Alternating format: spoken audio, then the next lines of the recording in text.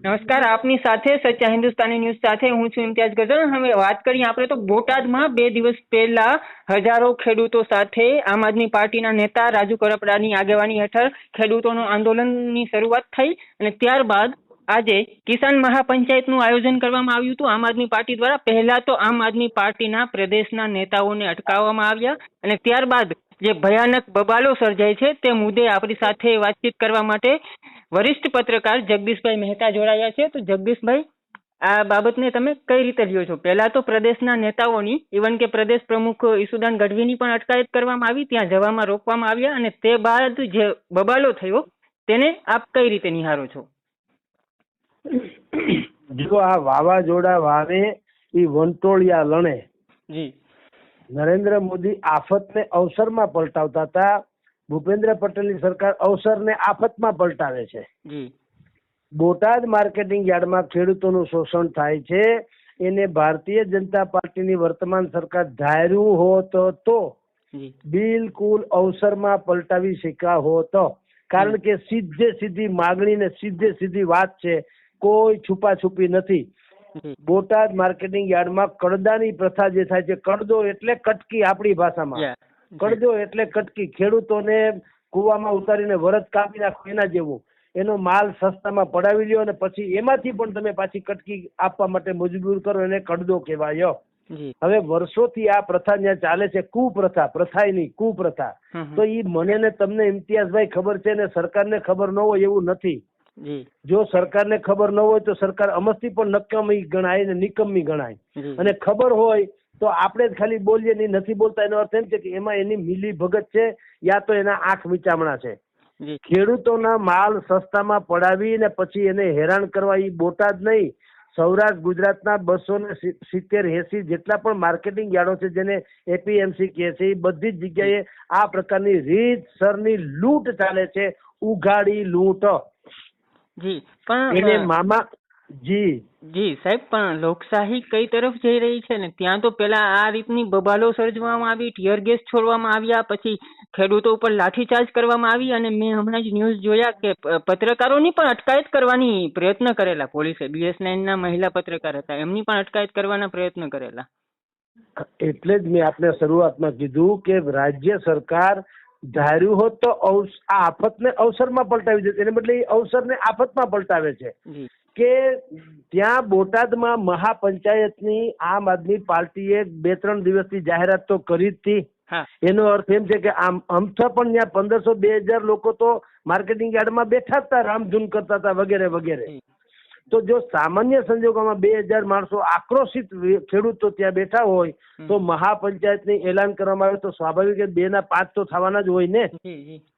તો તંત્રને ખબર હતી કે 5000 તો ભેગા થશે, વળી એ પાછા કઈ ખુશીથી તો ભેગા થતા નથી। જયારે બોટાદ માર્કેટિંગ યાર્ડ એનું ભયાનક શોષણ કરે છે એની વિરુદ્ધમાં થાય એટલે આક્રોશિત હોય, એ તો સ્વાભાવિક સમજી શકાય ને। તો પૂરતો પોલીસ બંદોબસ્ત ભલે રાખે પણ અટકાવવાનો શું અર્થ? એ ભલે આવે, મહાપંચાયત કરે ને મૂળ ઉગ્રમાં ભાષણ કરત આમ આદમી પાર્ટીના નેતા, બરાબર, ભલે કરે, લોકશાહીમાં દરેકને અધિકાર છે, એ ભાષણ કરીને છૂટા પડી જાય, જે આગામી કાર્યક્રમોની જાહેરાત કરત કે અમે આવી જે અત્યારે બોટાદ છે એવું અમે ધારો કે રાજ્યભરના માર્કેટિંગ યાર્ડોમાં કરશું, ઓકે, એ તો લોકશાહીમાં સૌને અધિકાર છે। પણ તમે એટલે કે તંત્રએ એક તો પહેલી વાત 3 જિલ્લામાંથી પોલીસ બોલાવડાવી અને એને ખેડૂતો જાણે નક્સલી કે આતંકવાદી હોય એને ત્યારે રોકવામાં આવ્યા। તો તમે તો ભાઈ જાણો છો, કોઈ દી વાવાઝોડાને ક્યાંય પણ તમે વંટોળિયાની જેમ આમ આટો વાળી શકતા નથી, એ તો ખેદાન મેદાન જ કરે। માણસ બુદ્ધિશાળી પ્રાણી છે પણ એ જયારે ટોળામાં હોય ત્યારે નહીં, ટોળામાં હોય ત્યારે જુદી ઘટના છે। પોલીસે લાખો પ્રયત્ન કર્યા, તેમ છતાંય ખેડૂતો ત્યાં પહોંચી જ ગયા, અને પહોંચી જ ગયા। રાજુ કરપડાએ વાકા ચાકા ગમે એમ કરીને છુપાછુપી કરીને રાજુ કરપડાએ પહોંચી ગયા, રવિભાઈ ગાડીઓ લઈને ઈસુદાન ગઢવી ગાંધીનગર થી નીકળ્યા, એને રસ્તામાં રોકી દેવામાં આવ્યા, પ્રવીણ રામને રોકી દેવામાં આવ્યા, ભાઈ આપડા ગોપાલને પહોંચે કે ન પહોંચે એવી ખબર હતી, તેમ છતાં 8-10 હજાર માણસો તો ખેડૂતો ત્યાં ભેગા થઈ ગયા। હવે ખેડૂતો ભેગા થઈ ગયા અને પોલીસે બળ વાપર્યું, શું કર્યું? એના વાહનો ડિટેન કર્યા, એમાંથી કેટલાકને અટકાયત કરી, લાઠીચાર્જ કર્યો, તો સ્વાભાવિક જ છે પછી ઘાત પ્રતિઘાત તો હોય ને। અને થયું પછી ખેડૂતો એ છોકરાઓ જે હતા એને પથ્થરમારો કર્યો, પથ્થરમારો કર્યો એટલે પછી પોલીસે ભાગવું પડ્યું, વાહન હોતા ભાગવું પડ્યું. હવે અત્યારે મને મળતા સમાચાર અનુસાર કોઈ હળદર નામનું કોઈ ગામ છે બાજુમાં, બોટાદની બાજુમાં, એ ગામમાં જ આ બધી ઘટના બનેલી, પથ્થરમારાથી માંડીને બધી. તો હવે શું થઈ રહ્યું છે, ત્યાં પોલીસ જાય છે ઘરેથી, માણસોને ઘરે ઘરે જઈ માણસોને બહાર કાઢે છે, મારીને એની અટકાયત કરી રહ્યા છે. હવે તમે કલ્પના કરો કે આટલી હદે તમે અમાનુષી ત્રાસ ગુજારશો તો સરકારને આનાથી મોટી વિપદા બીજી કઈ હોય? સરકારે ખેડૂતોને ખરેખર તો મેં 2-3 દિવસ પહેલા ઇમ્તિયાઝભાઈ વાત કરી હતી કે કઈ રીતે આને નિપટાવી શકાયા હોત. રાજુ કરપડાએ જયારે ખરદો મટાવવાની વાત કરી બોટાદ માર્કેટિંગ યાર્ડમાં, તો સરકારે સલુકાઈથી એમ કહેવાની જરૂર હતી કે ભાઈ ધન્યવાદ રાજુભાઈ તમને કે બોટાદમાં આવી શોષણ નીતિ ચાલે છે, તમે અમારું ધ્યાન દોર્યું. એટલે રાજુભાઈનું સન્માન કરી લેવાની જરૂર હતી અને 5 લોકો સરકારને અહીંયા બેસાડવાની જરૂર હતી કે ભાઈ અમે લોકો હવે બેઠા છીએ, અહીંયા નહીં. રાજ્યભરના માર્કેટિંગ યાર્ડોમાં સરકારે એક સમિતિ રચી નાખવાની જરૂર હતી, સમિતિ જેવું કે ભાઈ તમે બધા માર્કેટિંગ યાર્ડોમાં બેસો અને ટેકાના ભાવથી 1 પણ રૂપિયો ઓછો કોઈને મળવો જોઈએ નહીં. તો બધું જ ટાઢે કોઠે પતી ગયું હોત તો સરકારની વાહવા થઈ હોત, એમ કઉ છું. એને બદલે શત્રુની જેમ વર્તન કર્યું અને ખેડૂતો પર સિતમ ગુજાર્યો. તો હવે બોટાદની આગ સમસ્ત રાજ્યમાં લાગવાની. જી, એ તો અત્યારે દેખાઈ રહ્યું છે. જી અને હાથે કરીને ભારતીય જનતા પાર્ટીએ આમ આદમી પાર્ટીને એવો જલદ મુદ્દો આપી દીધો કે આ તો કોઈ બેવકૂફ લોકો હોય એ જ આપે. બાકી જે ચાણક્ય નીતિમાં માનતા હોય, પોલિટિકલી પણ રાજનીતિજ્ઞ, એ પણ ક્યારેય આવી રીતે હળવો દડો નાખે નહીં જેથી કરીને સામેવાળા સિક્સર ફટકારે. પણ હવે મેં આપને કીધું તેમ, જેને એક જમાનામાં થિંક ટેન્ક નામની એક વ્યવસ્થા હતી ભારતીય જનતા પાર્ટીમાં, એનું કામ શું હતું? લોક અને તંત્ર બંને વચ્ચે સમન્વય સાધવાનું. અત્યારે જે બોટાદમાં ખેડૂતો છે તો એ ખેડૂતો કેટલે અંશે સાચા છે અને તંત્રએ શું કરવું જોઈએ? એ થિંક ટેન્ક એ લોકો જે છે ને ડેમેજ કંટ્રોલમાં કામે લાગી જતી અને સરવાળે એને જ બેનિફિટ, સરકારને જ બેનિફિટ થતો અને ખેડૂતોને એમ થતું અમને ન્યાય મળ્યો અને વિપક્ષોના હાથમાંથી શસ્ત્ર ઝૂંટવી લેતા. હવે ઈ જે થિંક ટેન્ક છે આખી આ CR પાટીલના શાસનકાળમાં એક થિંક ટેન્ક નામની જે ચીજ હતી અલોપ થઈ ગઈ. હવે તો જેના હાથમાં, જિસકે હાથ મેં લાઠી ઉસકી ભેંસ, જે સામ દામ દંડ ભેદમાં માનનારો માણસ હોય એ લોકો આને ગુડ બુકમાં હોય એ લોકો શીર્ષ સ્થાને વયા ગયા અને જે પરિપક્વ રાજનીતિજ્ઞ હતા, જે થિંક ટેન્કની બધી જ પરિભાષા જાણતા હતા, એ લોકો હાસ્યામાં ધકેલાઈ ગયા. તમે ઇમ્તિયાઝભાઈ નહીં માનો, મને અત્યારે કેટલાય ભારતીય જનતા પાર્ટીના દિગ્ગજ નેતાઓના ફોન આવ્યા અને એને કીધું કે આ સરકાર આ જ લાગણી છે. બોલો, તમે વિચાર કરો. પરંતુ હાથે કરીને મુદ્દાઓ આપે છે વિપક્ષને અને વિપક્ષને હીરો બનાવવાનું કામ કરે છે હાથે કરીને. એને કીધું કે તમે હાથે કરીને રાજુ કરપડાને લોખંડી નેતા બનાવી દીધા ખેડૂતોના. અને આમ આદમી પાર્ટી જે અત્યારે કેવળ ગોપાલ પ્રત્યેની લાગણીથી ધમધમતી હતી, એને બદલે હવે આમ આદમીનો નાનામાં નાનો કાર્યકર પણ હશે, એ પણ હવે ખેડૂતનો મુદ્દો લઈને હીરો થઈ જશે. એટલે ભારતીય જનતા પાર્ટીએ પ્રશાસનિક રીતે પણ થાપ ખાધી અને પોલિટિકલી રીતે પણ થાપ ખાધી અને ખેડૂતોનો રોષ વહોરી લીધો. હવે આગે જોઈએ છે શું થાય તે. જી, શાંતિપૂર્વક આંદોલન ચાલતું હતું જગદીશભાઈ અને રાત્રે રામધૂન બોલાવાતી હતી અને એવી તો શું ફરજ પડી, એવો તો અહીંયા શું રમખાણ કરતા હતા કે જાણે આતંકવાદીઓ ઘૂસી આવ્યા. રાતે 3 વાગે અટકાયત કરવામાં આવી રાજુ કરપડાની. ત્યારબાદ લગભગ આંદોલન છે ઉગ્ર બન્યું ને ત્યારબાદ આ પરિસ્થિતિનો માહોલ ઉભો થયો. જી, ત્યાં ગાદલા ગોદડા જે હતા લોકોને સુવા કારવવાના એ પણ લઈ લેવામાં આવ્યા. એના દ્વિચક્રીથી માંડીને 4 વ્હીલર હતા એ વાહનોને અટકાયતમાં કરવામાં આવ્યા. દાદાગીરી કરવામાં આવી, મારામારી કરવામાં આવી. ગઈકાલે પણ સાંજે 6 વાગે લાઠીચાર્જ થયાનું મને કહેવામાં આવ્યું હતું કે લાઠીઓ ઉગાવવામાં આવી છે. આજે તો થયું જ થયું, આપણે બધા જાણીએ છીએ. અને હવે સામે પથ્થરવાળી થઈ છે. આ પણ બહુ જ દુઃખદ છે. પછી આપણે બે પક્ષે જોવું જોઈએ. બધા એમ કે છે કે ભાઈ પોલીસ ઉપર પથ્થરમારો કર્યો, કાયદો હાથમાં કઈ રીતે લેવાય, પણ તમે બધાએ શું કર્યું? તમે કાયદો શું, તમે તો નેકરો ફાયદો જ હાથમાં લીધો છે. તો તમે કરો એ લીલા ને બીજા કરે છીનાળા કઈ રીતે હોઈ શકે? જૈસે કો તૈસા વાળી જ થાય. તમે જયારે મર્યાદા લાંઘો છો અને જાગતા તમે લોકોને બધી જ ખબર છે, છતાંય તમે ખેડૂતોને લૂંટાવા દો છો, તો પછી કાયદો હાથમાં ન લે કરે શું? આ નક્સલવાદ છે શું? બીજું કાંઈ નથી. પંજાબમાં ખેડૂતોએ કર્યું શું? આ જ કર્યું. તમે જ્યારે અતિશયોક્તિ કરો તો જનતા કરે શું? એટલે અત્યારે જે છે એ બગાવત જે છે એ હાથે કરીને હોળી ભારતીય જનતા પાર્ટીની સરકારે સળગાવી છે, અને એ હોળીને કારણે હવે પોતે ને પોતે એમાં દાજશે, એમાં તાપશે નહીં. તાપશે કોણ? ઉલટાના વિપક્ષો તાપશે અને ભાજપ શાસક પક્ષ દાજશે. જી, આપનો ખૂબ સમય લીધો સાહેબ, પરંતુ એક અંતિમ સવાલ કે આ બધા બબાલોમાં તમને એવું નથી લાગતું કે આમાં નિર્દોષ લોકો ભોગ બનશે, જે અત્યારના લાઠીચાર્જના વિઝ્યુઅલ આવી રહ્યા છે એના ઉપરથી? ના ના, નિર્દોષ નહીં બને. જો ભાઈ, એ બધા જ પીડિત લોકો છે, અને પીડિત લોકો જે છે એ જ લોકો આંદોલનમાં છે. કોઈ અહીંયા નાટક જોવા કે શો જોવા આવ્યા હોય તો નિર્દોષ થાય એવું નથી.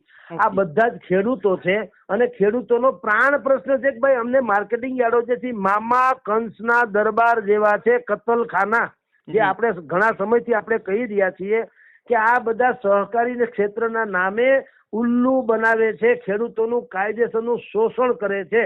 હવે એ શોષણ કરી પેલા તો અત્યાર સુધી સહન બધાએ કર્યું, હવે આ કેટલાક સમયથી આપણે મીડિયામાં બધું ઉપડ્યું એટલે બધું એટલું ડખે ચડ્યું છે કે હવે કોઈ ખેડૂત સહન કરવા માંગતો નથી. એટલે ગઈકાલે જે બોટાદમાં ભેગા થયા, આજે પણ ભેગા થયા, લાઠી ખાધી હોય યા ગમે તે, હવે એની અટકાયત થાય કે ધરપકડ થાય કે જામીન લેવા પડે યા જેલ થાય, એ બધા જે છે નિર્દોષ નહીં, એ લોકો પીડિતો છે અને કાયદા પક્ષકારો છે એમ કે તો ચાલશે. એ ખેડૂતો છે, જનતા છે, સામે છે એ તંત્ર છે. તંત્ર એ લચીલાપન અપનાવીને આ ઘોરો જે છે એ પૂરો કરવો જોઈએ, અને ડાયા પરિપક્વ રાજનીતિજ્ઞની જેમ વર્તવું જોઈએ. મૃદુ સરકાર તો પોતાની જાતને કે જ છે, ભૂપેન્દ્રભાઈની સરકાર, તો એની મૃદુતા કે દેખાતી નથી. અત્યારે મક્કમતા દેખાડી, એ પણ કેવી પાશવી મક્કમતા. તમારે ખરેખર અટકાયત કોની કરવાની જરૂર હતી? જે વર્ષોથી માર્કેટિંગ યાર્ડમાં કાર્ટિજ નેક્સસ કરીને, એટલે કે દલાલો અને વેપારીઓ જે ખેડૂતોનું શોષણ કરતા હતા, કડદો કરતા હતા, ટેકાના ભાવે માલ નતા લેતા, એમાંય 200-500 રૂપિયાનો ગાળો રાખતા હતા, એવા જે હરામ ખાયા લોકો છે, અટકાયત એની કરવાની જરૂર હતી, નિર્દોષ ખેડૂતોની નહીં. તમે હાથે કરીને ખેડૂતોની અટકાયત કરી, એને ઉપર લાઠીચાર્જ કર્યો, ટીયર ગેસના સેલ છોડ્યા, અને જે યાતના આપી, આના પડઘા રાજ્યવ્યાપી નહીં દેશવ્યાપી પડવાના. કારણ કે હમણાં મને જ્યાં સુધી સમાચાર છે ત્યાં સુધી કેજરીવાલ પણ આવે છે. હા, એ હમણાં જ મેં જોયું. હવે કેજરીવાલ આવે એટલે ઓબ્વિયસલી તમે જાણો છો પંજાબ થી પણ ખેડૂતોને લાવશે કે નહીં લાવે? પંજાબમાં આમ આદમી પાર્ટીની સરકાર છે, અને પંજાબના કિસાનોએ જે ક્રાંતિ કરી છે એનાથી આખો દેશ એનાથી વાકેફ છે. તો પંજાબના કિસાનો પણ આવશે. એનો અર્થ એમ થયો કે રાજ્યનો મુદ્દો થી હવે રાષ્ટ્રનો મુદ્દો બની જશે. અને ભારતીય જનતા પાર્ટીને જે રીતે ક્ષત્રિયોનું આંદોલન વખતે આખા દેશમાં નીચા જોવાનું થયું હતું, એવું જ કિસાનોના મુદ્દે પણ થાય તો નવાય નહીં. આ બધું ટાળવા માટે થઈને આપણે એક મીડિયા કર્મી તરીકે એવી સુઝાવ આપી હતી કે સરકારને બુદ્ધિ કેમ નથી કે એક સમિતિ બનાવે, જે કેન્દ્રમાં પણ બનાવવામાં આવી હતી કૃષિ મંત્રીના અધ્યક્ષ પદ હેઠળ. તો આપણે રાઘવજીભાઈ કરે છે હું મંજીરા વગાડે છે. રાઘવજીભાઈને ઈ અને એના જે સલાહકારો હોય ને 50 લોકો ભેગા થઈને બોટાદમાં જવું જોઈએ. એલા ભલામણા તમારા વોટર્સ છે, તમારા મતદારો છે ને, આપણા જ ભાઈઓ છે. આ કોઈ નક્સલી નથી, કોઈ આતંકવાદી નથી, બહારી નથી, આયાતી નથી, અને કોઈ વિપક્ષના માણસો નથી. બધા તમને મત આપનારા લોકો છે. જે હવે તમે લોકો મત લઈ ગયા પછી તમે જયારે યુઝ એન્ડ થ્રો માં માનતા હો તો તમે તમારા કેરા ભોગવો. એટલે સરકારમાં આ પ્રકારની ડેમેજ કંટ્રોલની સ્થિતિ નથી, અને ક્યારેય મેં કીધું તેમ કે વચ્ચે લોક અને તંત્ર વચ્ચેનો સેતુ નથી, એટલે ડખો થયો છે.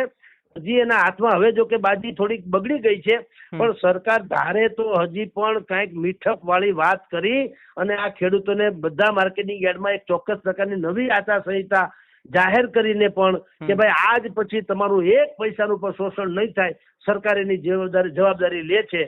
આવું કરે તો જ આ રોષ શાંત પડે એમ છે, તો જ વિપક્ષ પાસેથી મુદ્દો હટે એમ છે. નહીતર હમણાં તાલુકા જિલ્લા પંચાયતની ચૂંટણી થવાની છે, નગરપાલિકાથી માંડીને મહાનગરપાલિકાની. રાજ્ય સરકારે બહુ મોટું રાજકીય નુકસાન ભોગવવું પડી શકે તેમ છે. જી, અને વિપક્ષને મોટો મુદ્દો મળી ગયો કે હવે તો સરકાર સ્વાભાવિક જ છે. તમે જો હળવો બોલ નાખો મિત્ર, તો કોઈ તેંડુલકર જેવો બેટ્સમેન મૂર્ખ છે કે છક્કો ન મારે? તમે બોલો જ હળવો નાખ્યો, કોઈ શું કરે? એમ ભારતીય જનતા પાર્ટીની સરકારે જ એવું વલણ અપનાવ્યું કે વિપક્ષોને હાથે કરીને એક મોટો મુદ્દો આપી દીધો. તો એ તો શું કામ છોડે યાર? એ તો રાજકારણમાં તમારી જેમ જ છે.